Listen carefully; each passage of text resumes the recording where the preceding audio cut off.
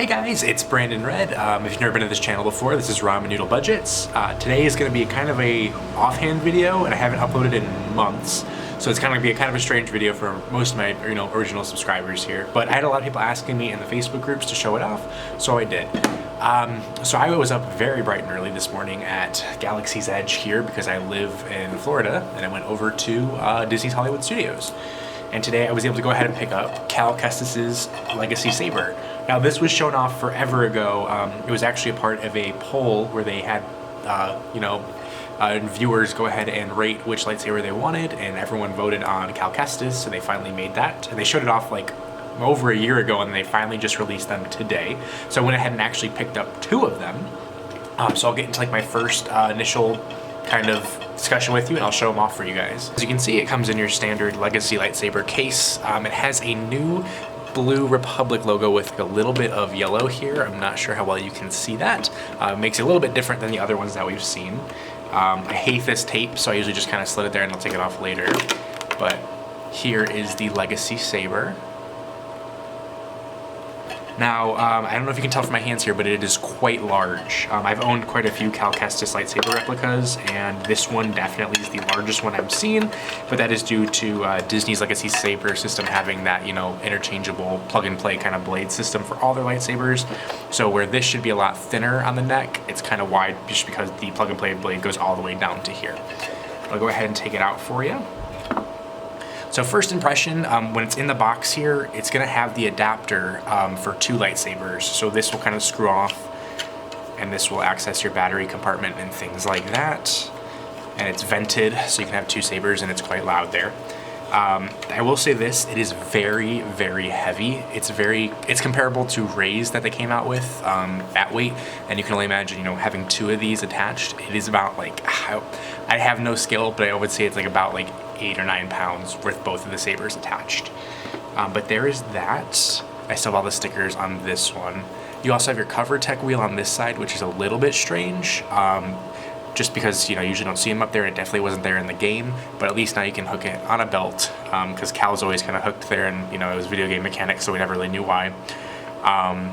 The switch is on and off is going to be there. The switch is actually made of metal this time, or at least it feels like it, which is new for Legacy. Usually it's that plastic. And the details on it are honestly pretty great, especially all the greeblies they have in here. They even have like the really small wires that go to this little box here, which is really awesome.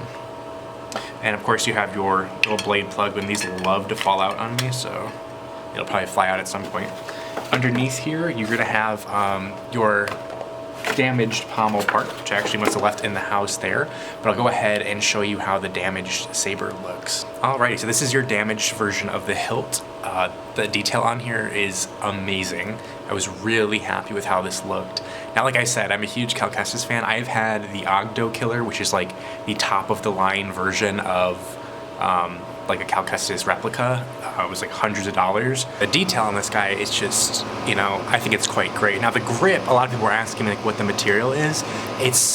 There's definitely like metal underneath this, like an aluminum, but it's almost like a rubberized, not rubberized, but it's a soft plastic. So like these shrouds, like of the broken end of the hilt, they actually move because it is and same with these wires, it's a lighter material, which I actually kind of prefer, because on the Ogdo Killer, like these would break off all the time on people I'd see in the groups, so that's why I do prefer that. It even has like the detail of like the line gashes and everything there, which hopefully you can see.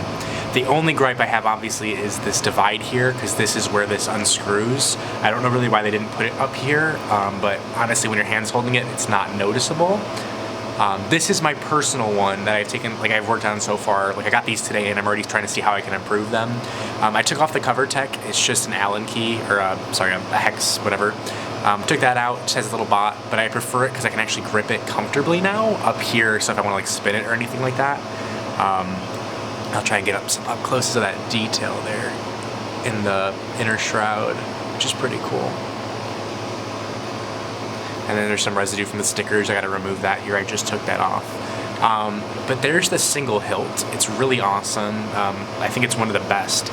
And so the aluminum, it's actually really shiny here, and they did this really cool weathering effect on it that I'm not sure if it'll come up on camera, but it looks like slightly distressed, or like it's almost like acid etched. I'm not sure what they did for that, but it's really cool.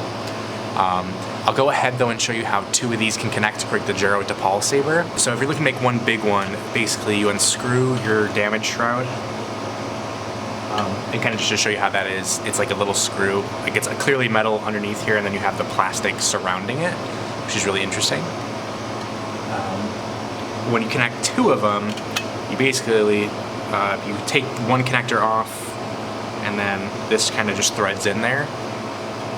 And what's really awesome, and I was worried about, is these actually line up perfectly, which was like a big concern for me. I wasn't sure if it was going to be like the malls where sometimes they don't line up right. But there it is. Like I said, this is hefty. It is very, very heavy. And you have your two control switches there. So I'll go ahead and throw blades in these things to show you guys how it looks in the dark with the blades on.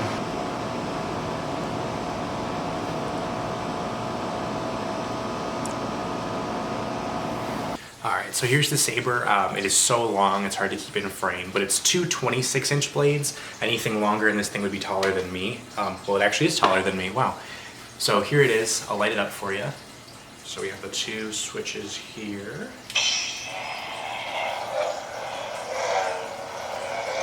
This one has really great motion detection. I'll turn one of these off so you can hear me a little bit better. You have your blue blade. It's not changeable, which kind of sucks, but it's alright. But the swings on this one are great. I think they keep it better and better with that aspect. And then you have like your flash on clash is the only thing that seems to be a little bit different, because it probably is because it's so heavy. But yeah, there's that.